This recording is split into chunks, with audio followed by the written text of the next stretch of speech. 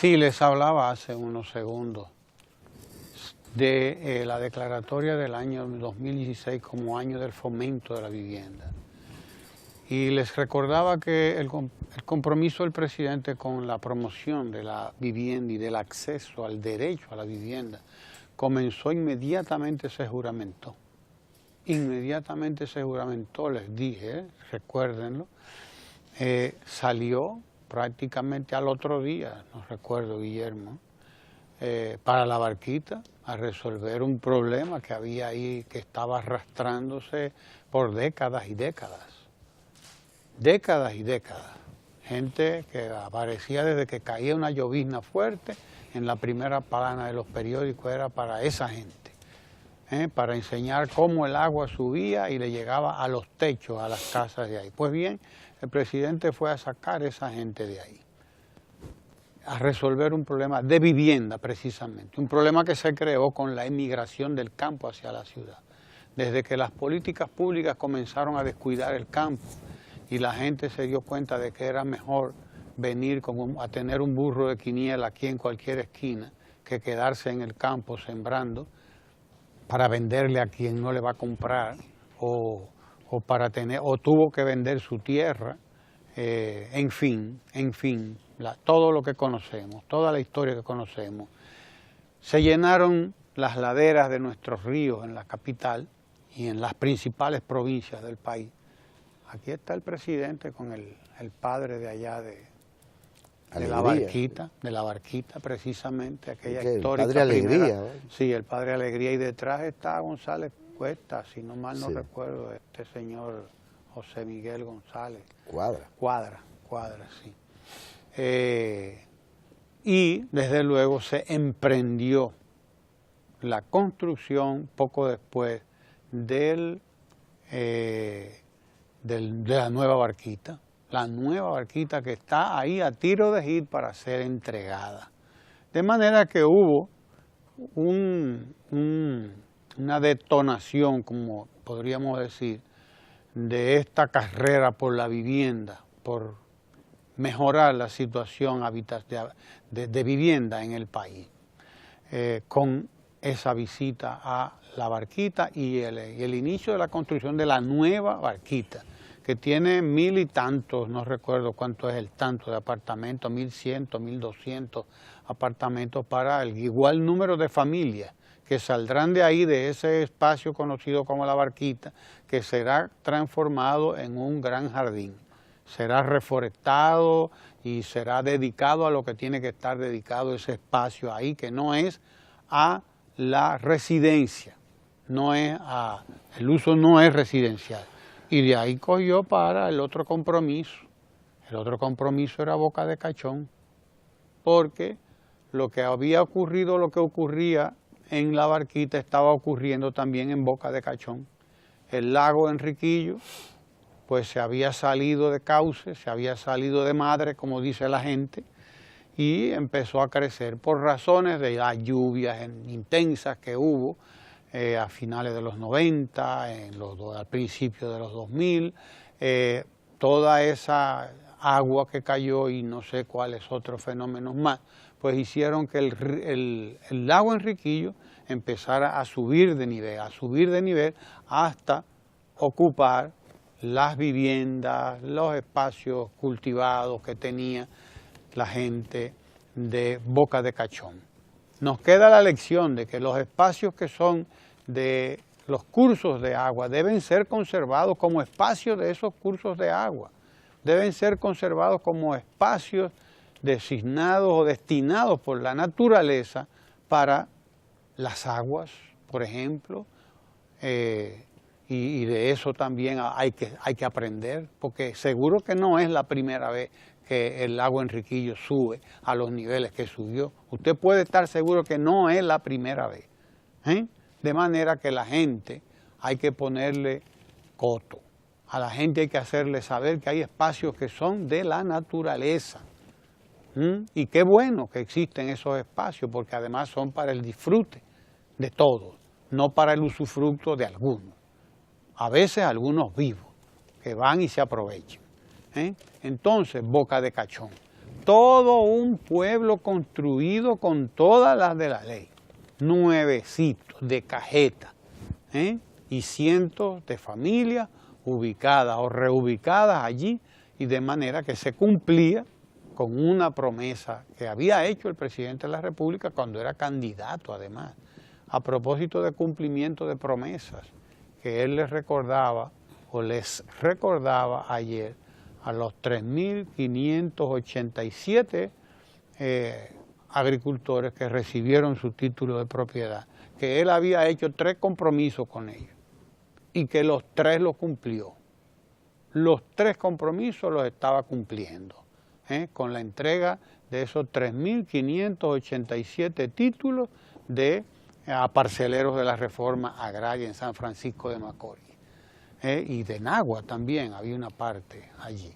De manera que el compromiso con la vivienda continuó Barquita, Boca de Cachón, Riito en La Vega. Porque además no estamos hablando de que se está construyendo vivienda. Oiga bien, no se está construyendo vivienda.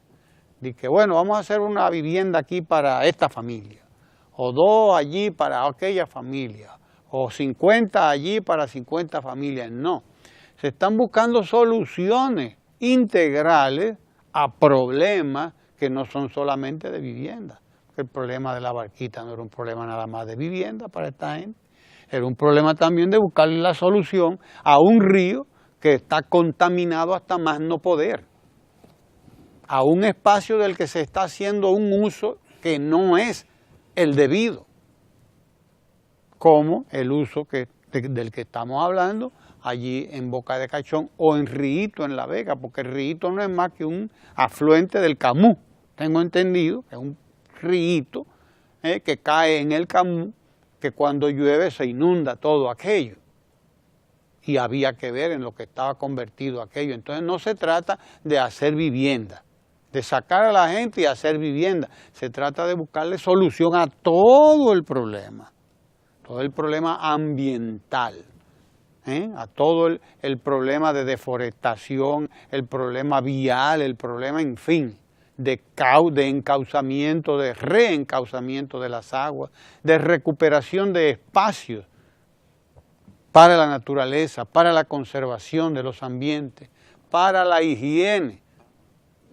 En fin, lo que se resuelve no es un problema de vivienda nada más, se resuelve un problema de qué magnitud, es una solución integral la que se le busca a un problema que también requiere un enfoque integral.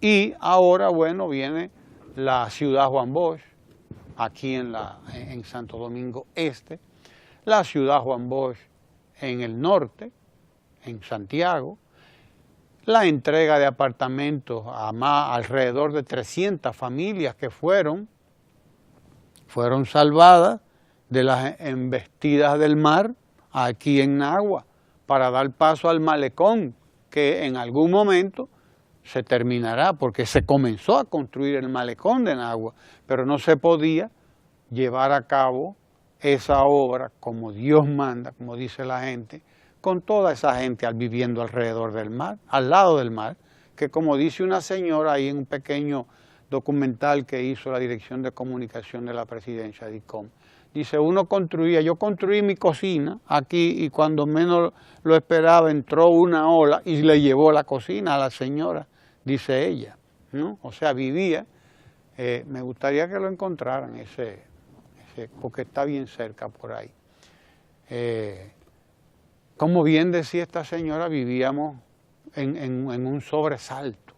Es decir, ya esta gente se salió, se la reubicó. ¿En dónde? En vivienda, en apartamentos dignos, ahí está. Y el malecón, miren los contenes ya en una parte han sido incluso construidos ya las cunetas. Y el mar, mire esta señora, doña Lina Ortiz Núñez, ella misma dice, me llevó el mar la cocina. O sea, vivían en una situación de vulnerabilidad tal que no se podía ni siquiera terminar de construir el malecón de Nagua. De manera que La declaratoria de este año como año del fomento a la vivienda no es para nada una novedad. Es la continuación, la continuidad de un compromiso que se asumió prácticamente desde el 16 de agosto. Y ahí está Tenguerengue en San Juan y la Mesopotamia también en San Juan. O sea, que si uno continúa por aquí se da cuenta de que hay un compromiso real con el fomento de la vivienda y de que al término de estos 4 años, de ese millón de déficit que había de la vivienda aquí, se habrá bajado notablemente, sobre todo con proyectos como Ciudad Juan Bosch, que proyecto de vivienda como nunca antes se había llevado a cabo en la República Dominicana, además de la iniciativa Estado, empresa privada, que trae como consecuencia el fomento de la vivienda a niveles nunca antes vistos en la República Dominicana, Guillermo. Dichas así las cosas, Ramón. Feliz cumpleaños, aunque usted se desapareció ayer, no pudimos decírselo de manera personal, pero... Muchas gracias. Mire, dichas así las cosas, se trata de enlazar algunas ideas que son claves para entender el ritmo de las realizaciones gubernamentales. Porque la ventaja de tener un plan es la de poder al mismo tiempo ejecutarlo de manera armoniosa y medir y ver los resultados. Si el presidente, por ejemplo, estuvo en donde le llaman en los Guaraguao, en la provincia de Sánchez Ramírez, ¿verdad? ¿Los Guaraguao, Sánchez Nagua. Ramírez o provincia Duarte? Provincia Duarte le dicen, pero bueno, Guaraguao no es por ahí, camino Es que hay un Guaraguao donde quiera. Donde quiera hay un Guaraguao. Como Bueno, hay un Sabana Larga, como hay una Ciénaga donde quiera. ¿qué quiero decir? El presidente, con su plan y ejecutándolo a propósito de invertir en la gente, cierto. El presidente dijo ayer que él había hecho 3 promesas a los productores de esa zona del país, agricultores de esa zona, parceleros de la reforma agraria, y que las había cumplido. Se trata de la obra que tiene que ver con el dragado del río Yuna, que es una... recuerden, la importancia de esta obra es que los productores del Bajo Yuna, cada X tiempo, a propósito de el régimen de lluvia y demás, pues simple y sencillamente veían en algún momento todo su esfuerzo de siembra, fundamentalmente arrocera, perdida a propósito de las inundaciones. Porque el río, sedimentado en este punto de su cauce, el río pues se desbordaba. ¿Por qué? Porque, bueno, había que dragarlo. Eso era una obra de un impacto extraordinario para toda esa zona y que tenía que ver fundamentalmente con parceleros de la reforma agraria. Y él prometió a esos parceleros que se iba a dragar el río. Y eso fue una de las primeras cosas que el gobierno emprendió en materia de intervención de cara a proteger a los agricultores. Pero estamos hablando por igual de que a ese sector, míralo aquí el dato,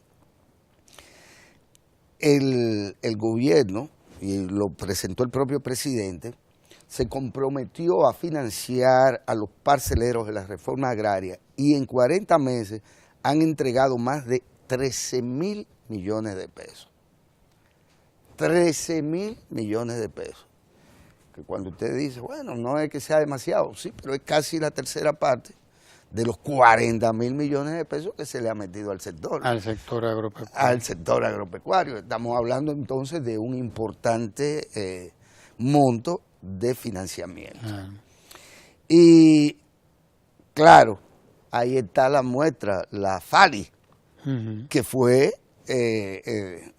recuperada, rescatada. y elevada su productividad. Estaba a punto de ser confiscada por un banco privado. Y se está actualmente trabajando en la factoría La Reforma. De limón de Yuna. Exactamente, FALI. Se está trabajando en la... Ahora, y con el tema de la titulación, pues evidentemente también es una promesa cumplida. Estos son simplemente tres ejemplos de cumplimiento del plan. El presidente no es que va a invertir, fue que invirtió en los parceleros. Porque aquí hay gente hablando de que va a invertir en la gente. No, es que hay quien está invirtiendo en la gente y con la gente y acompañando a la gente en sus esfuerzos de producción. El plan, por lo tanto, del presidente de la República ha sido, esto es un ejemplo, pero en general el plan de gobierno del presidente se hizo para cumplirlo. Las promesas del presidente han sido cumplidas con respecto a cualquiera de estos temas. Y retomo el tema de la vivienda. El tema de la vivienda, ¿qué significa? Ya usted habló de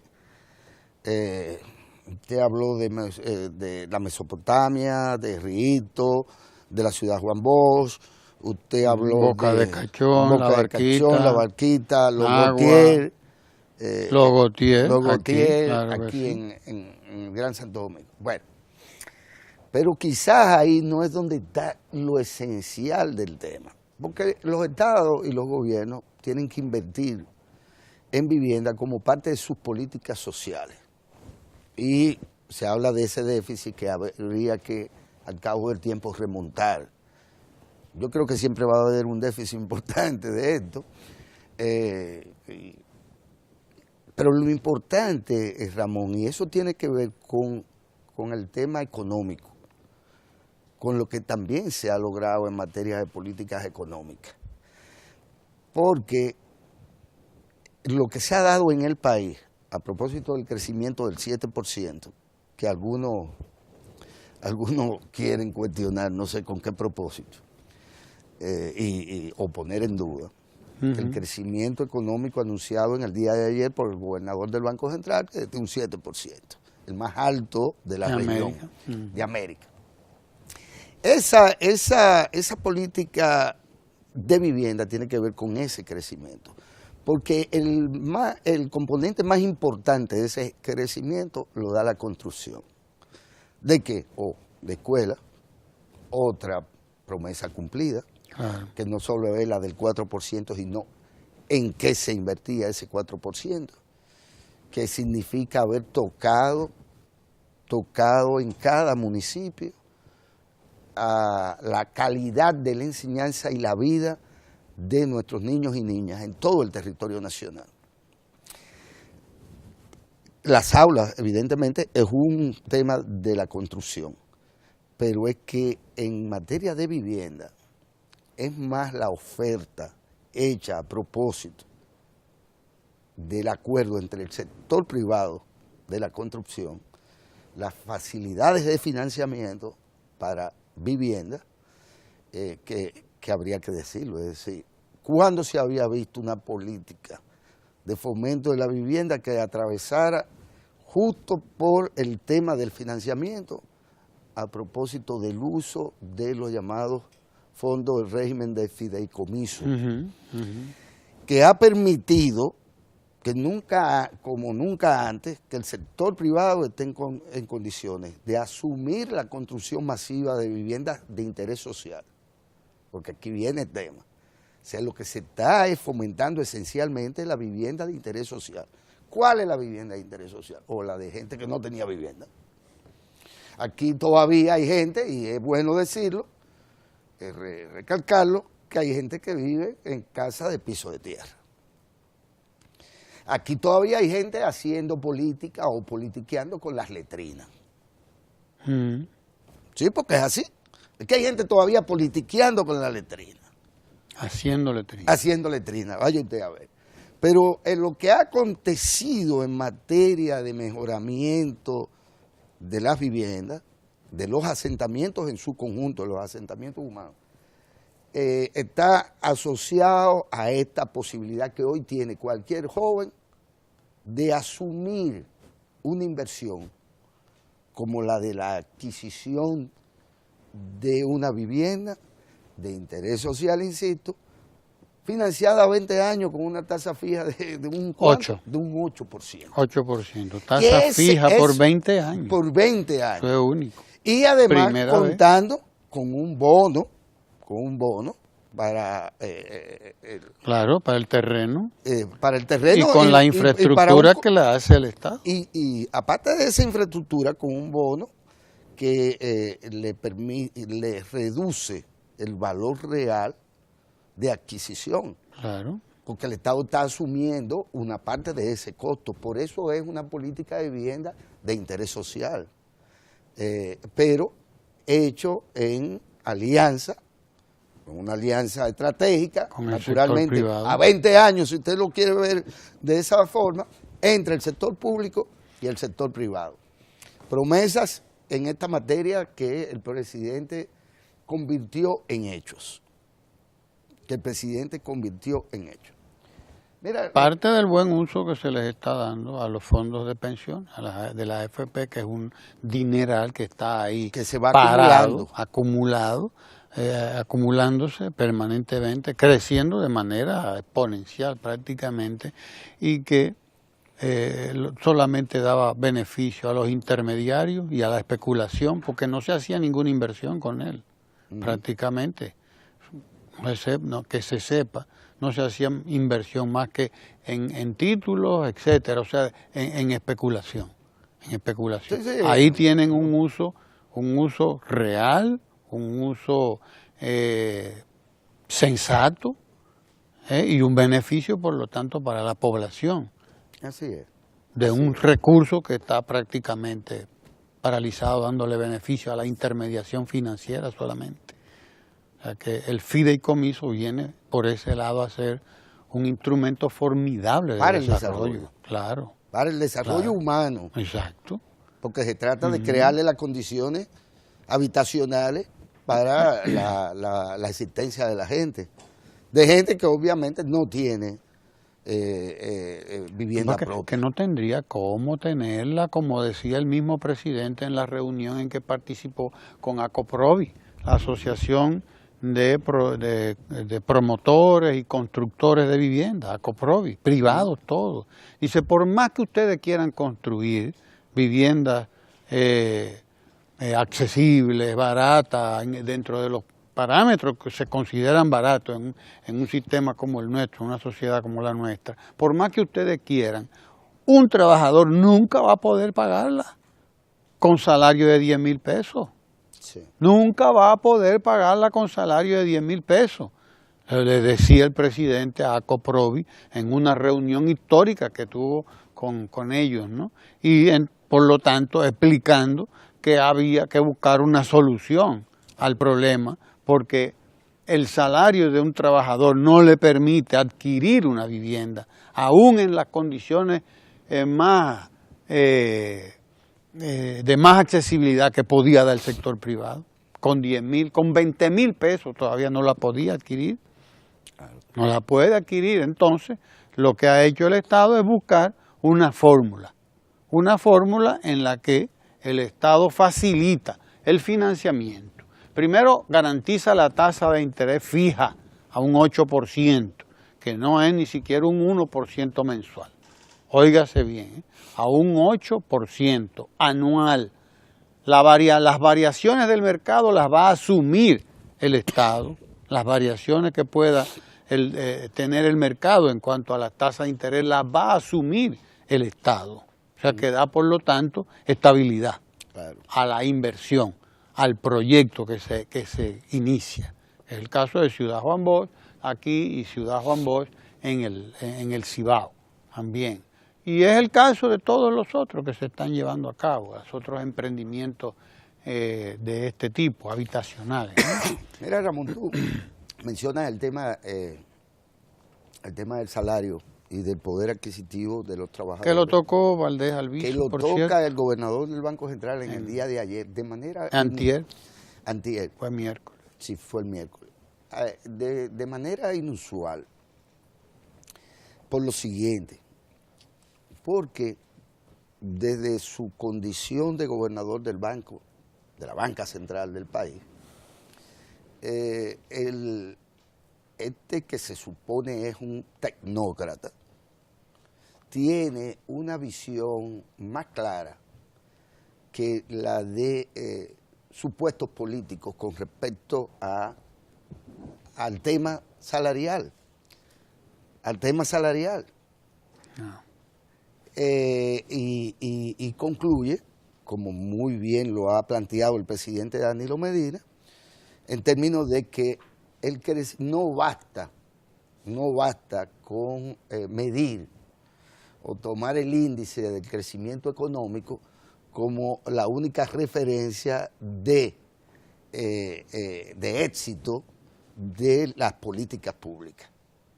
Porque ahora crecimos un 7%, ajá, fantástico. Y eso es bueno, muy bueno, crecer un 7%. Formidable. Es una cosa ciclopea, ¿es verdad? Ciclopea, claro que sí. Algo en comparación con lo que está ocurriendo en el mundo. En el mundo, eso es extraordinario. Ahora, claro, esto no se derrama, este crecimiento. ¿Por qué no se derrama? Entre otras cosas, por la existencia de una política salarial sobre la que no ha habido aún un pacto, al igual que no ha habido el pacto fiscal aún, porque ahí es donde la puerca retuerce el rabo, cuando se trata de reconocer que para dinamizar y generar un derrame de ese crecimiento económico en beneficio de los trabajadores, hay que, obviamente, mirar el tema salarial. Porque hay gente que se conforma con decir, bueno, es que a los policías hay que pagarle más. Bueno, pero yo digo, y a Pedro hay que pagarle más. Camarógrafo. El camarógrafo de aquí. Y a todos. ¿Y por qué a Pedro nada más? No, a todos. A todos hay que pagarnos más. Porque todos somos igual ciudadanos y ciudadanas y todos somos igual dependientes de salario. Claro. Vivimos en nuestro trabajo y por lo tanto los ingresos que percibimos nos dan o no nos dan para comprar una vivienda, para adquirir un vehículo propio, para ahorrar, para hacer turismo, porque también quieren que hagamos turismo, que es un derecho al ocio. Claro. El derecho al ocio, a la recreación. A la recreación. En fin, ciertamente hay distintas formas de usted redistribuir riqueza. Las políticas públicas solidarias del presidente Danilo Medina son una. Porque cuando usted le garantiza a los hijos de Pedro y de todos nosotros, le garantiza las tres, como dicen, las tres calientes. Son dos calientes. Son dos calientes, desayuno, pero hay merienda. Comida y merienda. Hay merienda, ¿verdad? Cuando usted, alrededor del tema de la política escolar, usted le da seguridad, alimentación, bienestar estudiantil, que significa acceso a uniforme, a libros, etcétera. Usted está redistribuyendo, porque ciertamente al hijo mío, posiblemente que va a una universidad privada o iba a un colegio privado, pues bueno, nadie me dio nada de eso. Claro. Nadie me dio nada de eso. Yo, como parte de la clase media, tuve que buscar, agenciarme los recursos para hacerle frente a una matrícula estudiantil en el sector privado. Pero cuando a usted le garantizan eso que por esa vía le está garantizando el gobierno dominicano a la gente de manera solidaria, usted está produciendo un acto de redistribución. Claro. De redistribución. Entonces aquí hay gente que percibe que eso no es... No, claro, eso no es distribución. Que eso no es distribución. Del crecimiento. Del crecimiento. De la riqueza. Y hoy hay una de esas caricaturas de esos medios que lo que dice es eso. Es eso. Dice, bueno, el crecimiento del 7%, así, pero yo no lo sentí aquí. Sí. Claro que sí, que usted lo está sintiendo. Usted lo está sintiendo en esos miles y miles y miles de niños y niñas que están ahora recibiendo. Lo que no recibían no recibían antes. Están recibiendo un uniforme, están recibiendo todos sus libros, están recibiendo calzado, están recibiendo atención médica incluso, odontológica, que no la recibían antes, en las escuelas. Están recibiendo además el desayuno, están recibiendo la comida, la merienda y una jornada extendida a 8 horas ahora, que antes era de 2 horas y media. Que la jornada de trabajo, la jornada de docencia en la escuela dominicana medida por la Organización de las Naciones Unidas para la Educación, la Ciencia y la Cultura, la UNESCO, y medida además por yo no sé cuántas ONG de aquí que viven de eso, además, que han vivido trabajando con los problemas de la educación, medido por ellos, era de 2 a 2 horas y media. Esa era la jornada escolar en la República Dominicana, en la escuela pública. Sí, sí. En la escuela pública. Hoy estamos hablando de una jornada de 8 horas. Niños y niñas que usted los ve saliendo a las 4 de la tarde de las escuelas, como los he visto yo, y los veo a cada rato. Y algunos los veo saliendo no a las 4, cosa interesantísima. Los veo saliendo a las 5 y hasta las 6, porque quieren quedarse más en la escuela que en la casa. Claro, porque es que tienen una cancha que yo no la tuve, porque las que tuvimos nosotros eran canchas pipiripao, comparada con las canchas que se les ha hecho a las escuelas ahora, óigame, y comparado con todas las facilidades de que han sido dotadas estas escuelas ahora, wow, pero cualquiera quiere quedarse allá, como ocurría en el colegio que yo daba clases. Las políticas públicas son redistributivas. Lo que tiene que ver con educación, con salud, con ahí es que tiene que empezar la distribución de la riqueza. Ahí es que comienza la redistribución. Claro. Ahora, ese es el componente público, estatal. Y lo que hace el gobernador del Banco Central es llamar la atención sobre el otro sector. El dedo en la llaga. Ese sector privado que ha pataleado y ha postergado durante mucho tiempo hasta la indexación salarial.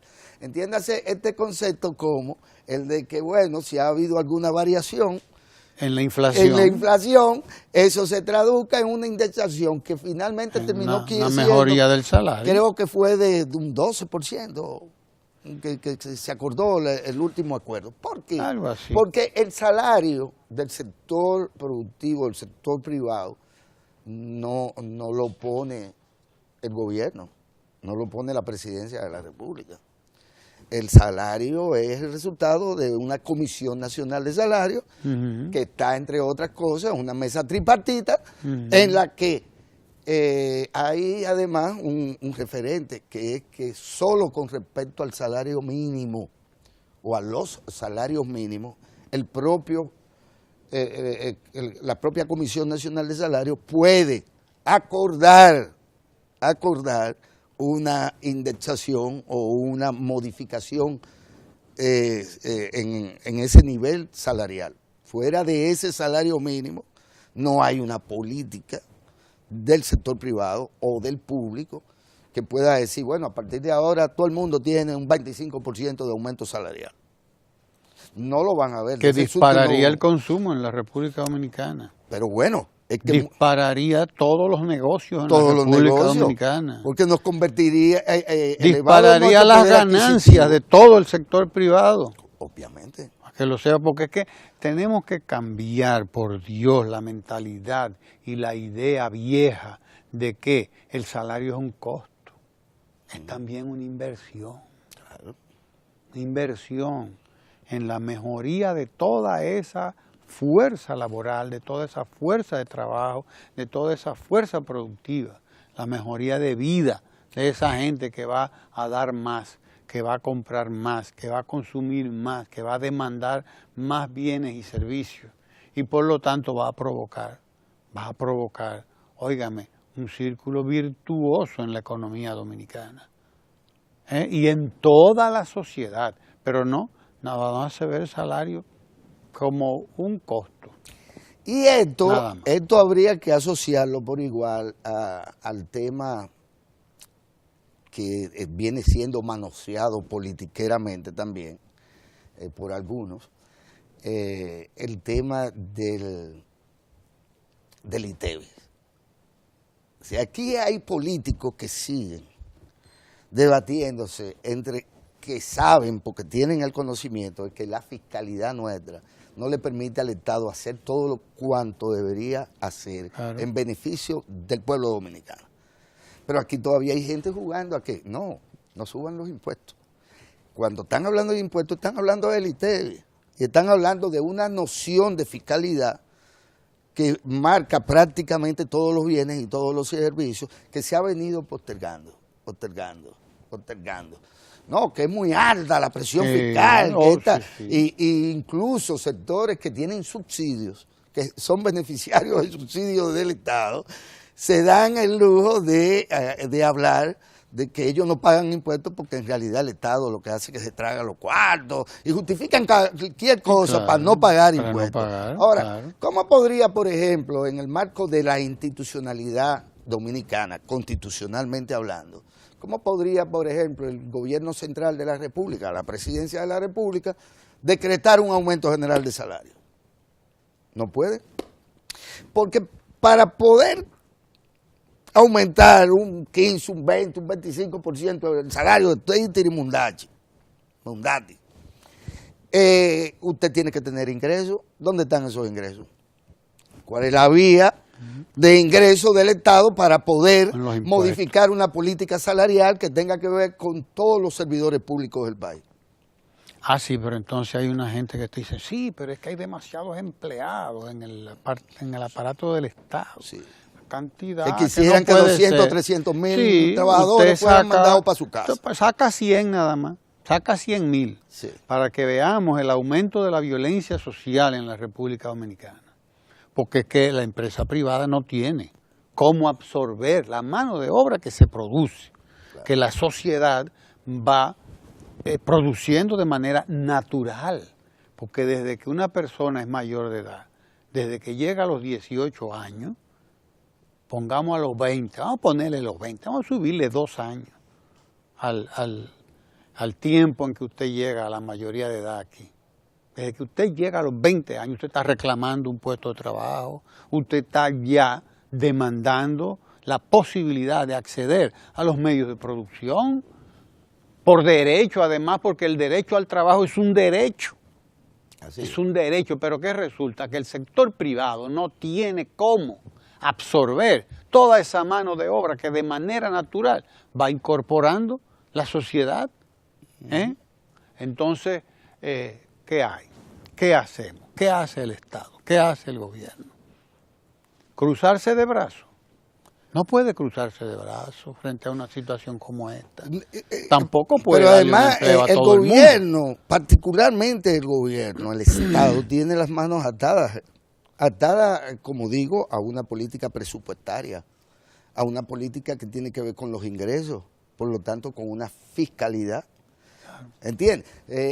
Porque hay gente que cree que incluso desde la presidencia se puede hacer cualquier cosa, y no, desde la presidencia no se puede más que cumplir y hacer cumplir las leyes. Y por lo tanto hay un régimen. Y hay una ley de presupuesto, una ley de ingresos y gastos, obviamente, aprobada en el Congreso, obviamente, y discutida. Entonces hay gente que hace política con estos temas. Porque hay gente que aquí hace política todavía con criterio de los años, de 50 años para atrás. No se dan cuenta de que la República Dominicana no es la República Dominicana de Joaquín Balaguer.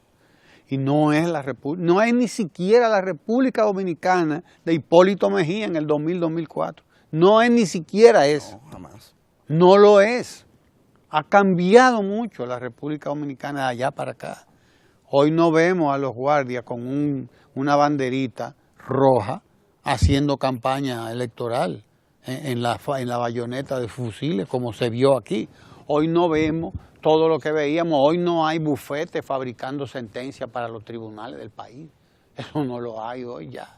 Hemos cambiado, señores. Que usted quiera hacer publicidad, que usted quiera hacer politiquería con criterio de hace 50, 40, 30 o 25 años, pues eso es un problema suyo. Mira el absurdo, por ejemplo, de ciertos diputados políticos, digamos, de cuestionar el crecimiento. no llegan ni siquiera a donde llegó el tecnócrata Valdés Albizu, gobernador del Banco Central, que dice, bueno, crecimos. Claro, ahora, si eso no llegó a ustedes, si eso no se derramó es por otra cosa. Y entre otras cosas, cita el tema del salario. El salario. Sin embargo, los políticos de aquí, ciertos políticos, escurren el bulto. Lo que hacen es decir, te pongo en duda el crecimiento económico. ¿Y qué importancia tiene su opinión? Usted lo ponga en duda. Que usted lo ponga en duda. ¿Y quién es usted? Usted no pasa ni siquiera de la posición del tecnócrata. Y usted es político, no tecnócrata. El tecnócrata fue capaz de reconocer la realidad del crecimiento y reconocer que la redistribución no responde, no se expresa, ¿verdad?, en una mejor que cosa. Estamos produciendo riqueza, mucha riqueza. Pero estos políticos viejos se dedican a poner en duda datos que ni siquiera el país registra, sino que es monitoreado internacionalmente. Porque aquí hay gente que cree que nosotros andamos en la selva como chivos sin ley. No andábamos como chivos sin ley desde que somos colonia. Ni siquiera andábamos como chivos sin ley, ni siquiera desde el 1600 y pico andábamos con... es decir, lo que aquí acontece en materia de crecimiento económico, y ahí podemos entonces crear una mesa y estar de acuerdo con estos políticos, vamos a ver cómo es que vamos a redistribuir este asunto, ¿no? Vamos organizando, que dijimos que todo. Vamos organizando para que a mí también me toque, para todo, ¿verdad? Claro. No, ellos no son capaces de hacer eso, escurren el bulto. Escurren al bulto y hacen lo más fácil, poner un dedo y tapar el sol.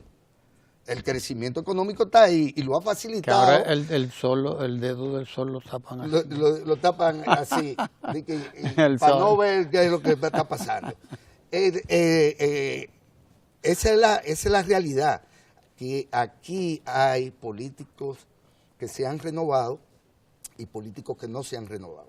Una muestra de lo que Ramón ha dicho hace un momentito en el sentido de cuánto hemos cambiado es que dos polos durante mucho tiempo, quizás incluso hasta absurdamente contrarios, hoy pueden, ante la nación, como se hizo este año pasado, presentar un plan de avance, un plan de progreso en aras de mejorarle las condiciones de vida a los y las dominicanas.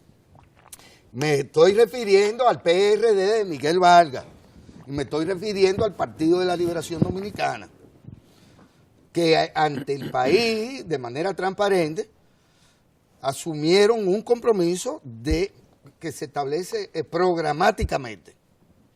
No de cuestionamiento de lo que ya hemos hecho, que hay que evaluarlo, sino de formulación de políticas nuevas, renovadas políticas, que tienen como centro mejorar las condiciones de vida de todo el mundo, de ricos y de pobres, y de la clase media por igual. Incluyendo el transporte masivo de pasajeros. Que es una cuestión de redistribución también. ¿Qué le cuesta hoy al dominicano el transporte? ¿Y qué le va a costar? Ya se inició el teleférico de la ciudad de Santo Domingo. Lo tendremos en operación este año, finales de este año, ese teleférico. Pero no nos queda tiempo para el teleférico, además de que nosotros no sabemos de eso. Sí. Eso traeremos aquí a los especialistas que nos hablen de esas cosas. Y usted lo mejor que puede hacer ahora es quedarse ahí, para que escuche los análisis del economista Lucas Vicens, que no es Vicens, es Vicens. A mí me gusta más el queso Vicens. Ecomundo. Ecomundo con el economista Lucas Vicens. Quédese ahí.